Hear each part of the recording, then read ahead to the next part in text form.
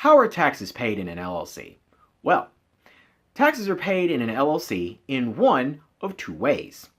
The first way, if we think back to the partnership video, the first way that you can be taxed as an LLC is in what's called partnership taxation. And it's the exact same as the partnership video, where profits and losses from the business's activities will flow directly to each partner.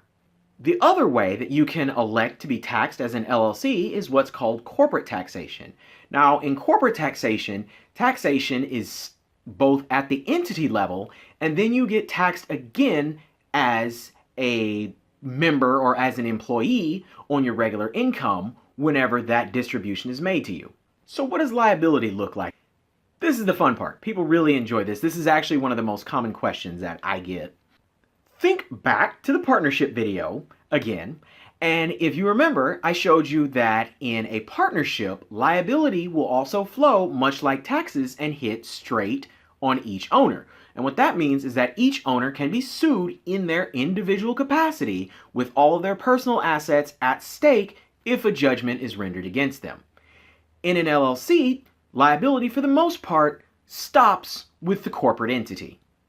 Now, let me give you an example of this as well. Let's say that you're a baker and you receive a large shipment of milk. Unbeknownst to you, a box of milk or a bag of milk has turned. Well, you dump everything into the vat, you're mixing it up, you don't catch it at that point in time, but the bacteria count was higher than it should be. Your cupcakes get made, somebody eats one, they get sick, there's a hospital visit, now there's a lawsuit. Well, in the event that that person wins that lawsuit, your company is the one that is liable for the judgment.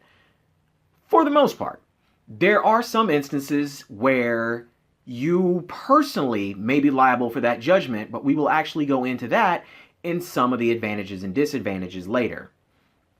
But for the most part, your vehicle, your personal collections, and personal assets, those are not going to be at risk.